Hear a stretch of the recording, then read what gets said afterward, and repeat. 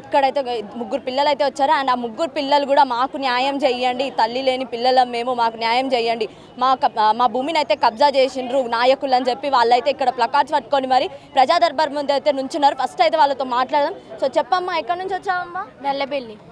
పాప నీ పేరేం పేరు? వాసవి. సో చెప్పండి అమ్మా, అసలు ఎవరు లాక్కున్నారు మీ భూముల్లో, ఎవరు కబ్జా చేశారు? టిఆర్ఎస్ నాయకుడు. చూసారా ఎప్పుడైనా ఆయనని, ఎవరు లాక్కున్నారో మీ భూమిని చూసారా మీరు? బెదిరించిండా ఎప్పుడైనా మిమ్మల్ని? ఏమన్నాడు? మీ భూమి దగ్గరకు వస్తే మిమ్మల్ని కుప్లింగ్ పొక్కలు వేస్తాం అని బెదిరించిండు. తిట్టిండు కూడా. ఇక్కడికి రావద్దు, మీ ల్యాండ్ కాదు అని తిట్టిండు. సో మీ మమ్మీ ఏమైపోయారమ్మా? మీ మదర్ 4 years బ్యాక్ మా మమ్మీ ఎలుకల మంది చనిపోయింది ఈ భూమి వల్లనే. మమ్మీ అంటే భూమి వల్ల అంటే గొడవలు అయ్యాయా? అంటే భూ కబ్జాదారులకి మీ మమ్మీకి గొడవలు అయ్యి మదర్ తాగి ఎలుకల పెస్ట్ పెట్టుకొని చనిపోయింది ఈ ల్యాండ్ వల్లనే. డాడీ ఇంటి దగ్గరనే ఉంటాడు, ఇక్కడే ఉన్నారు. ఓకే సరే. అయితే ఇప్పుడు ఆ భూ కబ్జాదారులను మీరు చూసి వాళ్ళు బెదిరిస్తున్నారు, ఎక్కడికి వెళ్ళలేదా? ఎవరు మీకు వచ్చి ధైర్యం చెప్పలేదా? అమ్మ మీతో మేము ఉంటాము అని చెప్పి ఎవరు చెప్పలేదు. ఓకే, మొత్తం మీరు ముగ్గురా అమ్మ? ముగ్గురు. పాప నీ పేరు? నా పేరు జయశ్రీ, 7th class చదువుతాను. 7th class చదువుతున్నావా? ఓకే. సో భయం అయిందా మరి వాళ్ళు అట్లా బెదిరిస్తుంటే? అయింది. మేము ఇట్లా తిడతాళ్ళు, ఇట్లా ఆర్గ్యూ ఎత్తాలని మేము కోర్టులోకి వెళ్ళి పెద్ద పెద్ద సార్ల కాడికి తిరిగిన తర్వాతకి కాళ్ళ మీద కూడా పడ్డాం. కాళ్ళ మీద పడ్డగానే ఎవరు పట్టించుకోలేదు. నెట్ ఎత్తా అంటే ఏం చేయాలని ఒకరోజు మా ల్యాండ్ దగ్గర పోయి అది ఇల్లులు కట్టిల్లు అంటే మీ ల్యాండ్లోనే ఇల్లు కట్టేసుకున్నారు. నైట్కి కట్టేసారా? కట్టేసిన తర్వాతకి కోర్టుకు వెళ్తే కోర్టులో సార్ వాళ్ళు కలుద్దాం అని అంటారు, వాయిదాలు ఎత్తాలి కానీ ఎప్పుడు ఎవరు పట్టించుకుంటారు. వాయిదాలు అని అంటారు కానీ చాలా రోజుల కాంచెలు తిప్పుతారు. మేము 6th ఒక్క ఇయరే చదివినాం కానీ 7th అస్సలకి చదువుతలే. ఫస్ట్ నుంచి కూడా చదువుతలేం. అసలుకు ఈ భూమి మాకు రావాలి అని మేము కోరుకుంటాను. మళ్ళీ మా పెద్ద డాడీని కూడా మొన్న కిడ్నాప్ చేసి మేము పిటిషన్ ఇవ్వడానికి కానీ 40 SSR కాడికి పోతే 40 SSR తీసుకోలేదు. అసలు తీసుకోలేదు, కంప్లైంట్ తీసుకోలేదు. ఏమన్నారు మరి? ఎవరు కాల్ చేసిండ్రు మరి? మీ పెద్దనాన్నని కిడ్నాప్ చేస్తారని మీకు ఎట్లా తెలిసింది? అయితే అది మండే రోజు మార్నింగ్ ఉండి నైట్ వచ్చిన తర్వాతకి నైట్ మా పెద్ద డాడీ తోటి ఎవరో ఇద్దరు మాట్లాడిన తర్వాతకి ఇంటికి వచ్చిండు, స్నానం చేసిండు. అక్క అవుపిస్తలేడు. నైటే అవుపియకపోతే పొద్దున మా మామయ్య ఊళ్ళు అన్నీ తిరిగిండు, చుట్టాల దగ్గరికి వెళ్ళిండు. అయితే నల్లబెల్లి కాడ అందరి కాడ వెతికిండు, అందరిని అడగపోతే ఇక మమ్మల్ని తీసుకుపోయి పోలీస్ స్టేషన్ తీసుకుపోయి పిటిషన్ ఇచ్చినాం. తీసుకోకపోతే మేము హాస్టల్ వెళ్ళిన తర్వాతకి కానిస్టేబుల్ 40 SSR మా పెద్ద డాడీ మా కాడికి వచ్చిండు. మా కాడికి తీసుకొచ్చి హాస్టల్ దగ్గరికి తీసుకొచ్చిన తర్వాతకి ఐల్కమ్ నేను చెప్పినట్టు నేను ఒక వీడియో తీసుకుంటానన్నాడు. నిన్ను ఏమని చెప్పమన్నా? పెద్ద డాడీని తీసుకుంటా అని చెప్పిండు. ఒక వీడియో తీసుకుంటా అన్నాడు. అయితే మమ్మల్ని అడిగిండు, మా అక్క నన్ను అడిగిండు కదా, మీకు ఈ భూమికి మీకు ఏం సంబంధం అని ఒక చిట్టీలు రాసిస్తాను, మీ పెద్ద డాడీని మీకు అప్పచెప్తానన్నాడు. అయితే మేము ఏం చేయాలో తెలియక మీరు ఇట్లా చేయకపోతేనైతే మీ మీద కేసు పెడతా, మీ మామయ్య మీద మీ మీద కేసు పెడతా, మిమ్మల్ని చదువుకోనియకుండా చేస్తానన్నారు. ఈ భూమి మాకు రావాలి, మా పెద్ద డాడీకి ఏమైనా జరిగితే 40 SSR మీదనే. మళ్ళీ మేము అన్న కాడికి తిరిగినాం కాబట్టి ఎవ్వరు న్యాయం చేస్తలేరని అది రేవంత్ రెడ్డి సార్ దగ్గరికి వచ్చిన కాబట్టి సారే మాకు న్యాయం చేయాలని మేము కోరుకుంటాను. ఓకే బాబు, నీ పేరేం పేరు బాబు? శ్రావణ్. ఏ క్లాస్ చదువుతున్నావు? 6th class చదువుతున్నావా? సో శ్రావణ్, అసలు స్కూల్కి వెళ్తున్నావా లేకపోతే తిరగడానికే అయిపోతుందా బాబు? తిరగడానికే అయిపోతుంది. సో మరి మీ పెద్దనాన్నని అట్లా తీసుకుపోయిండ్రు అని అంటే ఏమనుకున్నావు నువ్వు? అర్థమైందా అసలు పెద్దనాన్న ఎవరు తీసుకుపోయిండ్రు అని అంటే? ఏం అర్థం కాలేదు, ఏం తెలియట్లేదు అసలు. ఓకే అమ్మ, మీరమ్మ? మా అన్న ఆయన. ఎవరు? ఈయన తమ్ముని పిల్లలు ముగ్గురు. వీళ్ళు ముగ్గురు. ఓకే, నేను మానేస్తాను. అయితే ఏంటమ్మా అసలు ఏంటి సిచ్యువేషన్ ఏంటంటే మా అద్దలు సాగ ముందుకు అప్పుడు మా అన్నకు పిచ్చిలేసింది. మా చెల్లెకు ఇంకో చెల్లి ఉన్నది, చిన్న చెల్లె, ఆమెకు పిచ్చిలేసింది.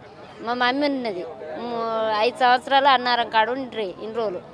అక్కడి నుంచి వెళ్ళి మళ్ళీ ఇక్కడికి వచ్చిండు. వచ్చినాక మా మరదలు మా అందయ్య చచ్చిపోయింది.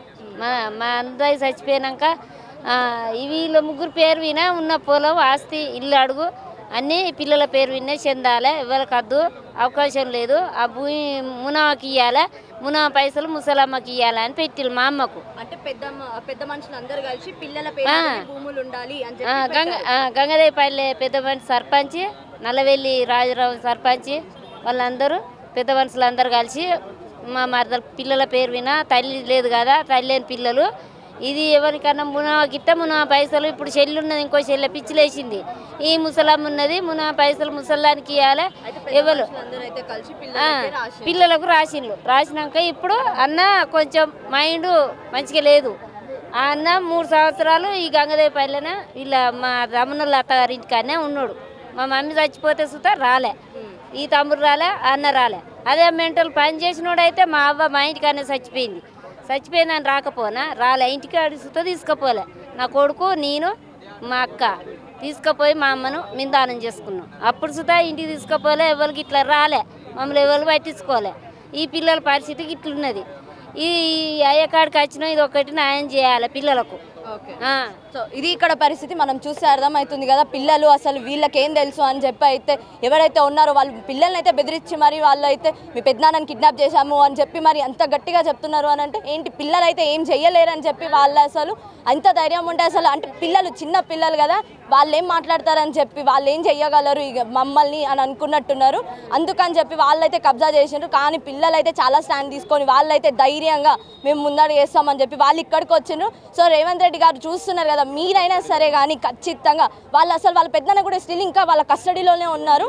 చూడండి అసలు విజువల్స్ కూడా వాళ్ళ కస్టడీలో ఉంచుకొని విజువల్స్ పంపించి మీ పెద్దనాన్న రాయలే, మీ పెద్దనాన్న ఇప్పుడు మా దగ్గర అయితే ఉన్నాడు, మీ పెద్దనాన్న కావాలి అని అంటే మాత్రం ల్యాండ్ డాక్యుమెంట్స్ మీద మొత్తం మీరు పిల్లలు ముగ్గురు సంతకాలు పెట్టండి అని చెప్పి అయితే పిల్లల్ని బెదిరించడం జరుగుతుంది. సో ఇదే అనమాట అసలు పరిస్థితి ఎలా ఉంది అని అంటే మాత్రం మనం చూడండి పిల్లలు అయితే అసలు పిల్లలు స్కూల్కి వెళ్ళకుండా ఏడికి పోకుండా మొత్తానికి అయితే వాళ్ళు స్కూళ్ళన్నీ మానేసి ఈ కేస్ కోర్టులలో మొత్తం తిరగాల్సి వస్తుంది. అండ్ వీళ్ళకి అసలు న్యాయం జరగట్లేదు. ఇన్ కేస్ లోకల్ కోర్టులో న్యాయం జరిగినా కూడా వాళ్ళు ఎట్లా ఉందని అంటే మాత్రం మళ్ళీ ఎవరైతే కబ్జా చేసిండ్రో వాళ్ళైతే మళ్ళీ హైకోర్టులో కేసు వేసి మళ్ళీ రివర్స్ అనమాట. మళ్ళీ పిల్లలు అయితే వాళ్ళ జీవితాలు అనేవి ఆగమైపోతున్నాయి. ఇప్పటికైనా స్టిల్ న్యాయం చేయండి. ఎవరైతే ఉన్నారో వీళ్ళ సైడ్ అయితే పిల్లలే కదా అని మీరు లైట్ తీసుకోకుండా కాస్త వాళ్ళకి న్యాయం చేస్తే వాళ్ళకంటూ ఒక స్టాండ్ తీసుకుంటే మాత్రం బాగుంటుంది. అండ్ ఇక్కడ ఈ కేసు చిన్న అంటే పిల్లలదైతే ఒక జర్నలిస్ట్ అయితే మనతో పాటు ఉన్నారు. ఆయన కూడా ఈ పిల్లల్ని ఫస్ట్ నుంచి స్టడీ చేస్తున్నారు. సో వారితో అయితే మాట్లాడదాం. సో చెప్పండి సార్, అసలు లోకల్ కోర్టులో ఎలా జరిగింది వీళ్ళ కేసు? యాక్చువల్లీ ఈ పిల్లలకు సంబంధించిన విషయము కోర్టు సుమోటోగా తీసుకుంది. అందులో భాగంగా ఆధారాలన్నీ నేనే గ్యాదర్ చేశాను. పిల్లలకు పాపం దీని మీద అవగాహన లేక ఎవరెవరు ఎలా కబ్జా చేశారు అనే దాని మీద. దీంట్లో గతం మెయిన్ మండల పార్టీ అధ్యక్షుడు ఎంపీపీ భర్త ఊడుగుల ప్రవీణ్ ఆయన వేసిన స్కెచ్లో భాగంగా ఆయన సడ్డకుడు గోపగాని కుమారస్వామి ద్వారా బుక్ తెప్పించి చింతకింది శ్రీహరి, వైనాల గోపగాని కుమారస్వామి, వైనాల వీరస్వామి ఫస్ట్ ఈ నలుగురు ముఠా కలిసి చేసిళ్ళు. ఇందులో ప్రతిపక్ష నాయకుడు చిట్యాల తిరుపతి రెడ్డి కూడా ఉన్నాడు. అతను కూడా ఈ మన అపోజిషన్ పార్టీ చేస్తుంది కాబట్టి గత ప్రభుత్వంలో ఆయన కాంగ్రెస్ పార్టీలో ఉండి అతను కూడా కొంత భూమి ఎక్కించుకున్నాడు అన్నట్టు. వీళ్ళందరూ గతంలో అందరు పెద్ద మనుషులు పోయి ప్రశ్నిస్తే తప్పొప్పుకొని పిల్లలకి ఇస్తా అని అన్నారు. అది ఇవ్వకపోతే వరంగల్ సిపి రంగనాథ్ సార్ ఉన్నప్పుడు రంగనాథ్ సార్ దృష్టికి తీసుకువెళ్తే రంగనాథ్ సారే స్వచ్ఛందంగా పిల్లల్ని తీసుకొని రమ్మంటే వెళ్ళడం జరిగింది. రంగనాథ్ సార్ గారి దగ్గరికి పోయిన విషయం తెలుసుకున్నతోటే ఈ కబ్జాదారులు అప్రూవల్గా మారిపోయి మీ భూమి మీకు ఇస్తామని స్వచ్ఛందంగా వచ్చి ఒక 4 డాక్యుమెంట్లు కూడా ఇచ్చింది. ఇప్పుడు రంగనాథ్ సార్ బదిలీ కాగానే ఈ కబ్జాదారులంతా మళ్ళీ ఈ పిల్లల భూమిని మళ్ళీ కాజేయడం కోసం మళ్ళీ మొదటికి వచ్చింది ముఠ. వాళ్ళ వృత్తి మళ్ళీ మానేయలేదు. ఇంకా మళ్ళీ మొదటికి వచ్చి హైకోర్టుకు పోయి ఒక ఆర్డర్ తెచ్చుకున్నారు. లోయర్ కోర్టులో కూడా ఒక ఆర్డర్. అన్ని 2 కోర్టులలో కూడా మిస్లీడింగ్ ఫాల్స్ డాక్యుమెంట్. మా దగ్గర ఒరిజినల్ డాక్యుమెంట్స్ ఇచ్చి మాకు ఇవ్వలేదు అని చెప్పి మళ్ళీ ఒక డాక్యుమెంట్ తయారు చేసేది దొంగది. ఇలా వీళ్ళు మొత్తం కబ్జాలు చేసే ప్రస్తుతం ఉన్న పరిస్థితి ఏంటి అని అంటే ఈ పిల్లలకు సంబంధించి ఎవరైతే రాసిచ్చారో ఏ వ్యక్తి పేరు మీదనైతే భూమి ఉందో ఆ వ్యక్తిని కిడ్నాప్ చేశారు. ప్రస్తుతం నల్లబెల్లెస్ఐ దానికి సంబంధించి పూర్తి సహకారాలు వాళ్ళు లోపాయకార ఒప్పందం చేసుకొని కబ్జాదారులతో ములాఖత్ అయ్యి ఈ దందాలు చేస్తున్నారు అన్నట్టు. వీళ్ళు భూ కబ్జా దందాలు.